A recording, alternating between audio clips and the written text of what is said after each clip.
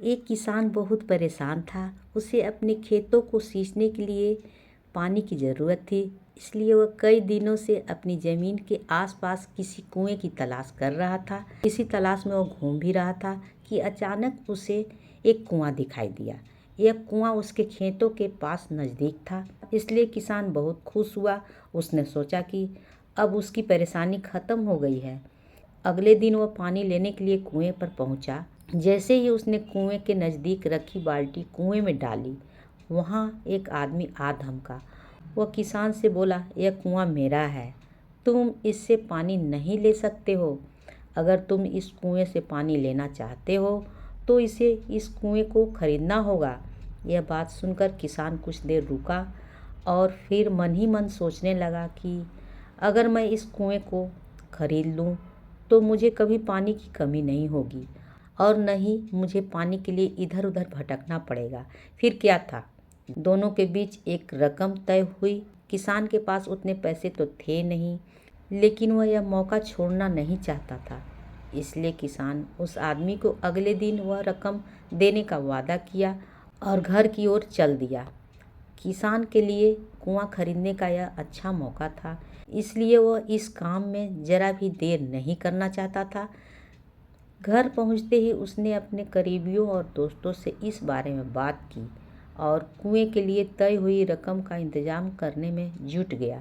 थोड़ी भाग दौड़ और कोशिश के बाद आखिरकार उसने वह रकम जमा कर ली।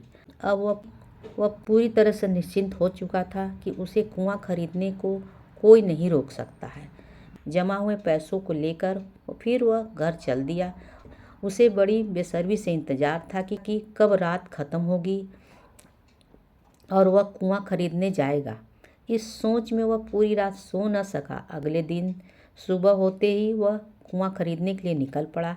उस आदमी के घर पहुंच किसान ने उसके हाथ पर पैसे रख दिए और कुआं को खरीद लिया। अब तो कुआं किसान का हो गया था। फिर उसने पानी निकालने में देर नहीं की। जैसे ही किसान ने कुएं में पानी निकालने के लिए बाल्टी उठाई, उस आदमी ने फिर बोला, ठहरो, तुम इस कुएं से पानी नहीं निकाल सकते हो। मैंने तुम्हें कुआं बेचा है, कुएं का पानी अभी मेरा है। किसान मायूस हो गया और न्याय के लिए राजा के दरबार में शिकायत करने पहुंच गया। मालूम है उस राजा का नाम क्या था? राजा अकबर। राजा अकबर ने उस किसान की पूरी कहानी सुनी, फिर उस आदमी को दरबार में बुलाया जिसने वह कुआं बेचा था। राजा का फरमान सुनते ही वह आदमी भागा भागा दरबार में हाजिर हो गया। राजा ने उससे पूछा, जब तुमने इस किसान को अपना कुआं बेच दिया है तो फिर इसे पानी क्यों नहीं लेने दे रहे हो? आदमी बोला, महाराज, मैंने इसे कुआं बेचा है, पानी नहीं। यह बात सुनकर राजा भी सोच में पड़ गया। उन्होंने कहा कि बात तो यह पते की कह रहा है, कुआं बेचा है, पानी तो नहीं। काफ़ी देर सोचने के बाद इस समस्या को सुलझाने में वह नाकाम हो गए तो उन्होंने बीरबल को बुलाया। बीरबल बहुत ही बुद्धिमान था। बीरबल ने उस आदमी से कहा, ठीक है, तुमने कुआं बेचा है, पानी नहीं, फिर तुम्हारा पानी कुएं में क्या कर रहा है? कुआं तुम्हारा नहीं है, फौरन अपने पानी को कुएं से बाहर निकालो। बीरबल को इतना कहते ही उस आदमी को समझ आ गया कि अब उसकी चालाकी किसी काम नहीं आने वाली है।